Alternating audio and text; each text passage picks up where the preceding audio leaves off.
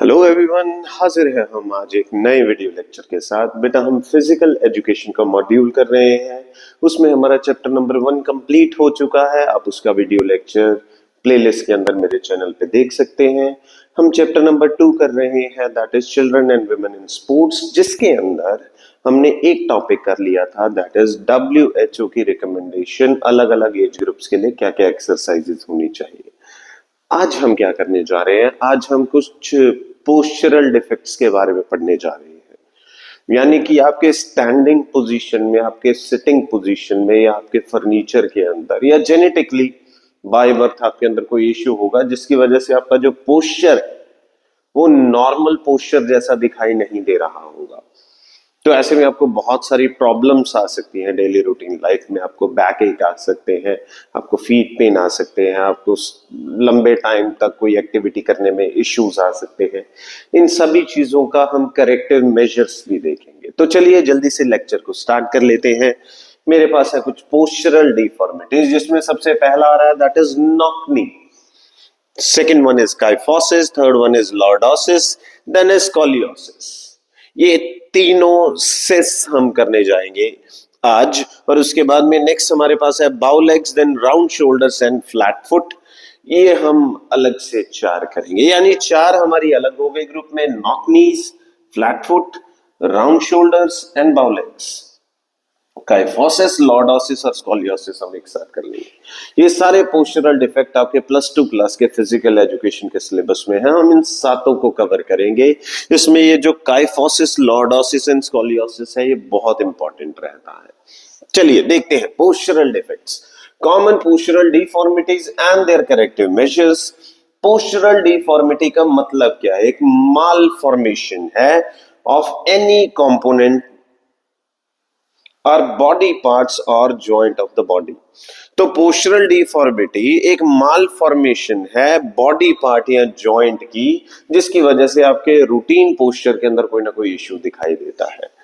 तो इसके बाद में हम सबसे पहला पढ़ना स्टार्ट कर रहे हैं, दैट इज नॉक नी। आप यहाँ पे पेल्विक एरिया में जो कॉक्सा होता है वहां से एक पॉइंट से स्टार्ट करते हैं। यहां से आप नीचे आइए, आपके नी के सेंटर में एक पॉइंट था और आपके एंकल के सेंटर में एक पॉइंट है। इन तीनों पॉइंट्स को एक ही अलाइनमेंट के अंदर होना चाहिए एक नॉर्मल पर्सन के अंदर। तो यहाँ पे आप देखिए, जो हिप एरिया के अंदर पॉइंट है और जो एंकल एरिया में पॉइंट है, वो दोनों आपस में अच्छे से कनेक्टेड है। प्रॉब्लम है ये नी वाले पॉइंट में, ये थोड़ा सा अंदर की तरफ हो गया, इधर से भी और इधर से भी। इससे क्या हुआ, दोनों नीज आपस में भिड़ रही हैं और इसकी वजह से पैरों के अंदर एक इफेक्टिव कुछ सेंटीमीटर्स का गैप आ जाता है जब आप रूटीन में खड़े होते हैं।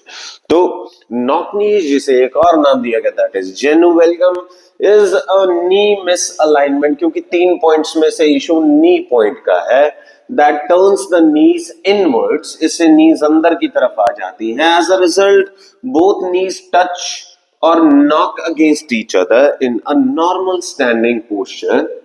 नॉर्मल स्टैंडिंग पोस्चर में दोनों नीज आपस में टच करेंगी या टकराएंगी, but there is a gap of 3 to 4 inches between the ankles. तो बॉटम पॉइंट के अंदर रूटीन में जब सीधे खड़े हैं तो ज्यादा से ज्यादा कुछ 2 या 3 सेंटीमीटर का फर्क होता है, अदरवाइज वो भी नहीं होता। आप ये ट्राई करके देख सकते हैं। लेकिन इस पोजीशन के अंदर जब आप नॉर्मली खड़े हैं, ये पॉइंट अंदर होने के कारण बॉटम पॉइंट थोड़ा सा वाइडन अप हो गया है। ओके, इसके मेन कारण क्या है? पहला है weakness in the muscles and ligament, अगर आपके मसल्स और लिगामेंट्स कमजोर हैं। दूसरा, ओवरवेट बॉडी, जब बॉडी का वजन ऊपर से पड़ता है तो उससे क्या है, बॉटम हिस्सा बाहर की तरफ मूव कर जाता है और मिडल हिस्सा अंदर की तरफ मूव कर जाता है। ओवरवेट ओबीज पर्सन के अंदर भी ये प्रॉब्लम है। Then lack of balance diet, आपकी डाइट के अंदर कैल्शियम फास्फोरस के इश्यू रहे होंगे। And lack of vitamin D. Vitamin D एक ऐसा विटामिन है जो आपकी इंटेस्टाइन से कैल्शियम निकाल के आपके ब्लड को दे देता है, ताकि ब्लड उसे बोन्स तक पहुंचा पाए और ब्लड अपने रूटीन के काम कर पाए। तो अगर इस विटामिन की कमी है, आपके डाइट का कैल्शियम आपके इंटेस्टाइन में पड़ा रह जाएगा, लेकिन आपकी बॉडी को नहीं मिलेगा। ओके, हम आगे पढ़ रहे हैं, दैट इज नॉक नी के बाद। ये एक नॉर्मल अलाइनमेंट है। देखिए, हिप का सेंटर, नी का सेंटर और एंकल का सेंटर सारे एक सिंगल लाइन के अंदर आ रहे हैं।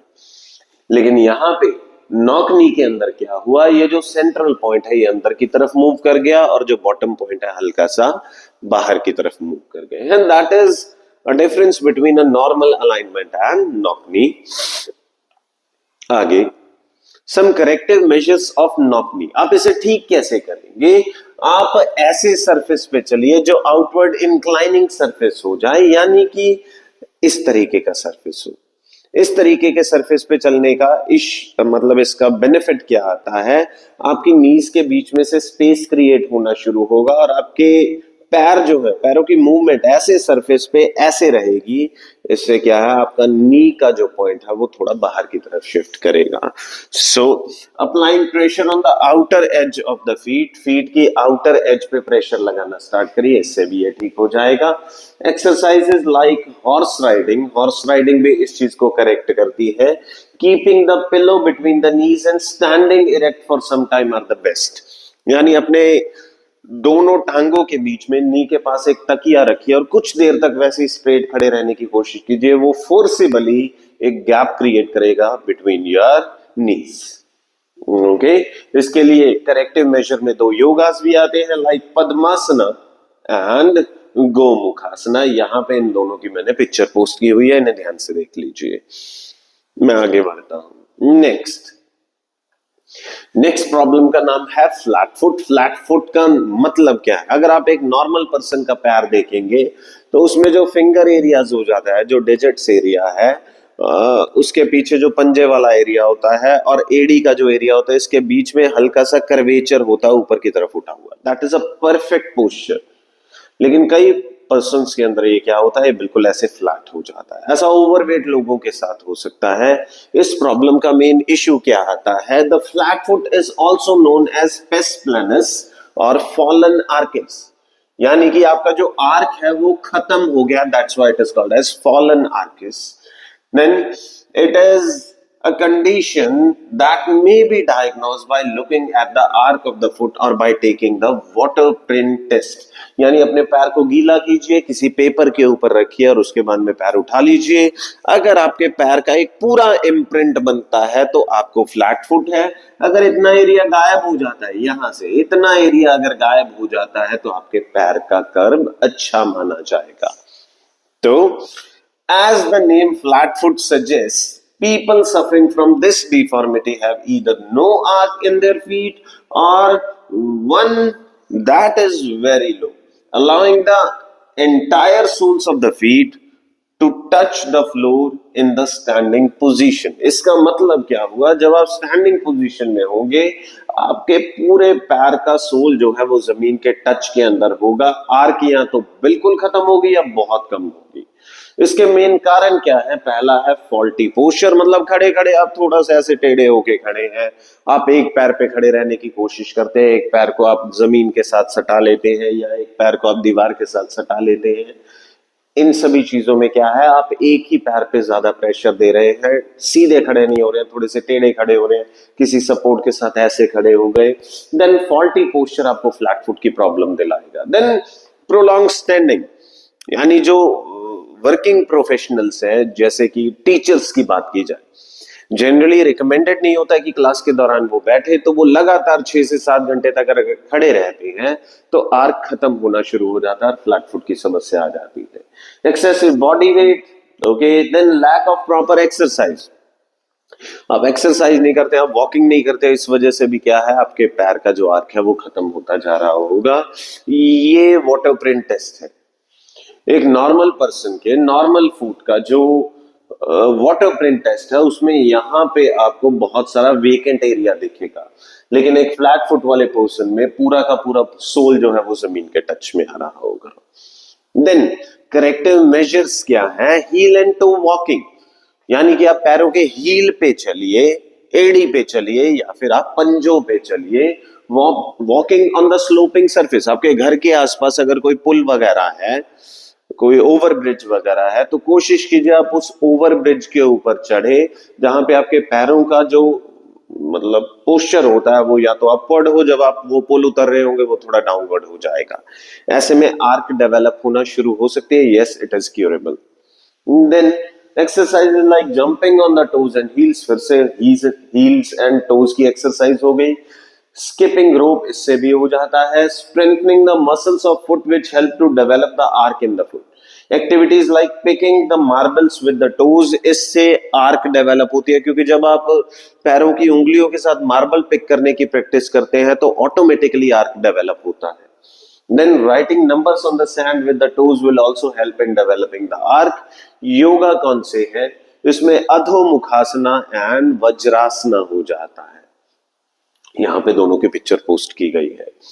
देन नेक्स्ट आती है हमारे पास बो लेग्स। बो लेग्स के अंदर बेसिकली नाम क्या होता है इसका, एक और नाम जेनुवेरम होता है। ये नॉक नी का बिल्कुल रिवर्सल होता है। इसमें ये जो नी पॉइंट्स है ये बाहर की तरफ प्रोजेक्ट होते हैं, जिससे पैरों के बीच का जो जनरल स्पेस होता है, कुछ सेंटीमीटर का तो होता ही है, वो खत्म हो जाता है और दोनों पैर आपस में भिड़ने लग जाते हैं। तो यहाँ पे आपके हिप का और बॉटम का जो अगर अलाइनमेंट सिंगल स्ट्रेट लाइन में लिया जाए तो नीज जो है वो आउटवर्ड प्रोजेक्ट करना शुरू कर देंगे। It is a position of the knees in which legs look like a bow. Then when the legs curve outwards at the knees while the feet and ankles touch. Okay. Infants and toddlers often have bow legs. It may be caused due to lack of vitamin D, phosphorus and calcium that can be easily cured at an early stage. बच्चों में ये बहुत common होता है। मतलब आजकल तो walker वगैरह की समस्या शुरू हो गई है, बच्चों को सीधा चलाने के बजाय वॉकर पे पुश किया जाता है चलने में। ऐसे में बच्चे की ऑटोमेटिकली बाउ लेग्स होने की समस्या सामने आती है। और इसके अलावा डाइट में मैंने आपको विटामिन डी का ऑलरेडी लेक्चर के अंदर बता दिया था। ओके, इसके करेक्टिव मेजर्स क्या रहते हैं? बच्चे को कैल्शियम खिलाइए। इसके अलावा टांगों की ब्रेसेस यूज कीजिए। आजकल ये इंस्ट्रूमेंट आता है जिसमें ब्रेसेस पहना के टांगों को बिल्कुल सीधा करने की कोशिश की जाती है। दैट इज क्वाइट पेनफुल लेकिन वर्केबल रहेगा। Modified shoes that can be along with sufficient intake of balanced diet can prove to be of help. यानी कि अगर आप ब्रेसेस यूज करते हैं, मॉडिफाइड शूज यूज करते हैं, साथ में बैलेंस डाइट लेते हैं, तो ये समस्या हल होने का आपके पास मार्जिन रहेगा। Walking on the inner as of the feet में ऑल्सो हेल्प। ये ट्राई कर सकते हैं, ये बड़ा आसानी से हो जाता है। देन नेक्स्ट हमारे पास प्रॉब्लम का नाम है क्या? Round shoulder. आपके सामने एक सब्जेक्ट दिया हुआ एक फोटोग्राफ है जिसमें आप राउंड शोल्डर की पोस्चरल डिफॉर्मिटीज देख सकते हैं। इसमें शोल्डर्स जो हैं वो ड्रॉन इन हो जाते हैं, हेड आगे की तरफ बढ़ जाता है और चिन पॉइंटिंग फॉरवर्ड होता है। यानी कि ये कुछ इस तरीके से होगा, आपके जो शोल्डर्स हैं बिल्कुल सीधे होने के बजाय थोड़ा आगे हो जाएंगे और आपकी चिन आगे की तरफ हो जाती है। Then causes of round shoulders, इसकी मेजर प्रॉब्लम क्या है? लगातार सेलफोन पे काम करना, लगातार वर्किंग के दौरान फॉरवर्ड प्रोजेक्ट करते रहना, आप जिस फर्नीचर को यूज करते हैं उसमें फॉल्ट होना, सिटिंग और स्टैंडिंग की हैबिट्स गलत होना, उस दौरान पोस्चर गलत हो जाता है। हैवी लोड को शोल्डर्स पे लंबे टाइम तक, ये जो लेबर के लोग होते हैं, जो लेबर वगैरह का काम करते हैं, वजन उठाते हैं, उनमें भी ये समस्या होने के चांस रहते हैं। By sleeping on one side, आप एक ही साइड में मतलब कईयों को आदत होती है एक साइड में ऐसे सो जाते हैं, तो ऐसे में शोल्डर फॉरवर्ड प्रोजेक्ट होना शुरू हो जाता है। तो ये सभी कारण थे, ये मैंने कंपेयर करके बताया एक नॉर्मल शोल्डर पर्सन और एक राउंड शोल्डर पर्सन को। देन करेक्टिव मेजर्स क्या है? लगातार एक्सरसाइज कीजिए, चेयर पे बैठे बैठे पीछे की तरफ लीन कर जाइए। Most important measure to correct the round shoulder is strengthening and stretching the muscles and trying to correct the balance of muscles by doing chest stretches। तो आपके पास कोई टेबल वगैरह होगा, उसमें वेट लीजिए, उस टेबल पे लेट के अपनी चेस्ट को इस तरीके से स्ट्रेच करने की कोशिश कीजिए, इससे आपके शोल्डर पीछे की तरफ पुश हो जाएंगे। देन वॉल के साथ स्ट्रेच करने की कोशिश कीजिए, प्लैंक्स लगाने की कोशिश कीजिए, पुलअप्स, रिवर्स शोल्डर स्ट्रेच, ये सारी फ्री हैंड एक्सरसाइजेस जो होती हैं ये आपको राउंड शोल्डर की समस्या से निजात दिला सकती है। देन योगासना कौन से होते हैं? हमारे पास चक्रासन है, हमारे पास धनुरासन है, ये दोनों इस पोस्चरल डिफॉर्मिटीज को ठीक करने में हेल्प करते हैं। देन हमारे पास आई एक प्रॉब्लम जिसका नाम क्या है? काइफोसिस। देखिए आपकी स्पाइन के अंदर टोटल 4 कर्वेचर होते हैं और उसी को कैरी करने वाली आपकी बैकबोन के अंदर भी 4 कर्वेचर हो जाते हैं। तो इन 4 कर्वेचर्स में सबसे जो अपर कर्वेचर है, जो आपके सर्विकल रीजन यानी कि सर्वाइकल रीजन यानी कि आपकी गर्दन के अंदर होता है, वो कर्वेचर आगे की तरफ बढ़ जाता है। अपर बैक यानी कि मैं सर्वाइकल एरिया की बात कर रहा हूं, ये आगे की तरफ एग्जैजरेट और इंक्रीज हो जाता है। इससे पर्सन लगातार आगे की तरफ बढ़ा हुआ ऐसे दिखाई देता है। इसके मेन कारण क्या है? लगातार अपने हेड को आगे की तरफ होल्ड करना, ये सेलफोन यूजर्स के अंदर होता है। ये हेरिडिटी यानी आपके पेरेंट्स से भी आपको मिल सकता है, ये एजिंग के दौरान भी हो सकता है, ये आर्थराइटिस एंड ऑस्टियोपोरोसिस की वजह से भी हो जाता है। आर्थराइटिस जॉइंट की डिफॉर्मिटी होती है, यानी जॉइंट में डैमेज को कहा जाता है। ऑस्टियोपोरोसिस हड्डियों का कमजोर होना कहलाता है, जिसमें हड्डियों में कैल्शियम की कमी हो जाती है। देन मॉल न्यूट्रिशन इसका एक कारण हो सकता है। लगातार हैवी वेट्स को अपनी तरफ पुल करना, ये भी इसका एक कारण हो सकता है। आपका फर्नीचर गलत है, आपका पोस्चरल हैबिट गलत है, और आपके मसल वीकनेस वगैरह है, सोडियम पोटेशियम के इम्बैलेंस है, तो भी ये प्रॉब्लम होने के चांसेस रहेंगे। ओके, यहां पे मैंने कंपेयर किया एक नॉर्मल स्पाइन और एक काइफोसिस के पेशेंट को। तो अब देख लीजिए, यहाँ पे कर्वेचर बिल्कुल स्ट्रेट जा रहा है, यहाँ पे कर्वेचर फॉरवर्ड बेंडिंग है। ओके, करेक्टिव मेजर्स क्या आ जाते हैं? फिजियोथेरेपी यानी फिजिकल थेरेपी हो जाएगा, स्विमिंग जिसमें चेस्ट स्ट्रोक दिए जाते हैं, then exercise and gym ball exercises. एक जिम में एक बड़ी सी बॉल होती है, उस पे लेटना और अपने हेड को काफी नीचे की तरफ लीन कर लेना, ये काफी हेल्पफुल रहता है। और बैंड्स के साथ एक्सरसाइजेस करना। योगासन, पहला है धनुरासन, ये रहा धनुरासन। देन आता है चक्रासन, इसे चक्रासन कहेंगे। And this one is called as the cobra pose, यानी कि इसे भुजंगासन कहा जाएगा। ये तीनों काइफोसिस की समस्या में बहुत हेल्प करते हैं। देन प्रॉब्लम का नाम क्या है? लॉर्डोसिस। ये आपके स्पाइन को प्रोटेक्ट करने वाली जो बैकबोन होती है, सर्वाइकल, थोरैसिक, लंबार, तीसरे नंबर की सबसे बड़ी बोन्स होती है 5, दे आर लंबार बोन्स। उन लंबार बोन्स के अंदर जो कर्वेचर होता है, अगर मैं हड्डियों का काउंट दूं तो आपके अंदर 7 सर्वाइकल हड्डियां होती हैं, 12 थोरैसिक हड्डियां होती है, यानी कि 19 हो गई।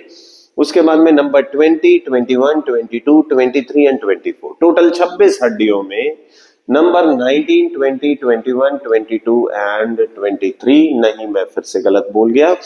आप देखिए कि 7 सर्वाइकल और 12 थोरैसिक यानी 19 हो गई। नंबर 20 लंबार्क 1 होगा, नंबर 21 लंबार्क 2 होगा, नंबर 22 लंबार्क 3 होगा, 23 लंबार्क 4 होगा एंड लंबार्क 5 हो जाएगा number 24।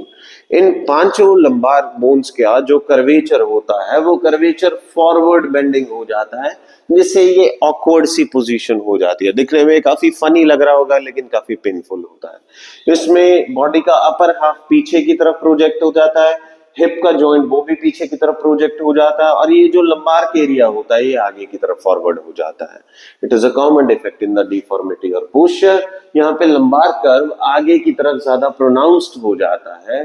Front central position of the pelvic region, ये चूले वाली हड्डी को पेल्विक रीजन कहा जाता है, फ्रंट फॉरवर्ड प्रेस हो जाता है। Okay, then the corrective measures. इसके करेक्टिव मेजर्स क्या रहेंगे? पहला, आपको स्ट्रेंथ डेवलप करनी पड़ेगी अपने पेल्विक रीजन की, चूले की हड्डी वाला जो एरिया है उसमें स्ट्रेंथ डेवलप कीजिए, लाइक सिटअप्स कीजिए।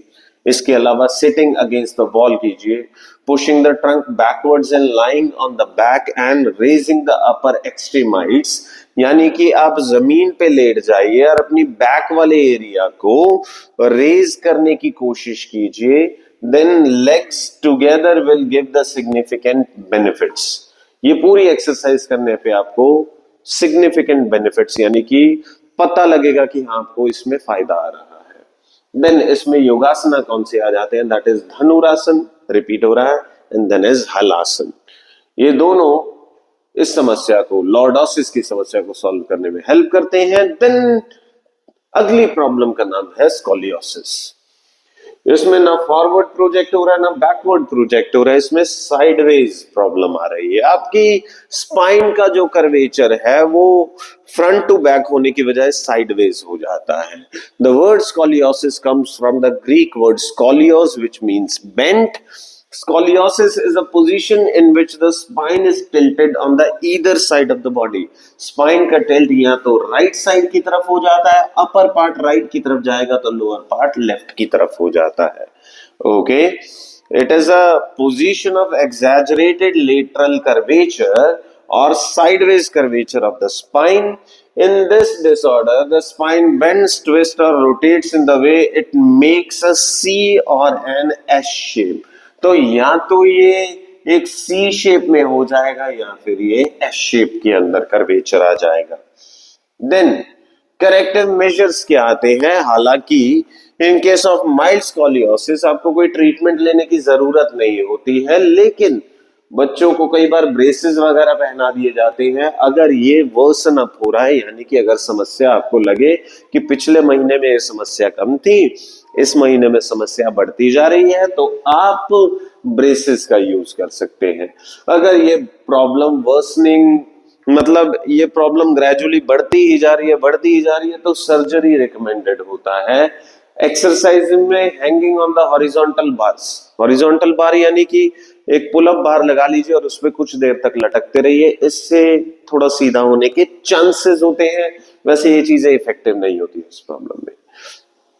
तो स्विमिंग कीजिए, उसमें ब्रेस्ट स्ट्रोक यानी कि कुछ इस तरीके से, इसे बटरफ्लाई स्ट्रोक्स भी कहा जाता है।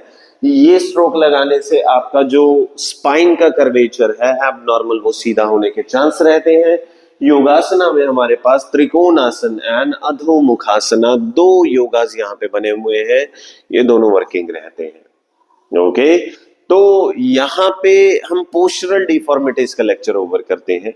आई होप आपको ये लेक्चर ठीक लगा होगा।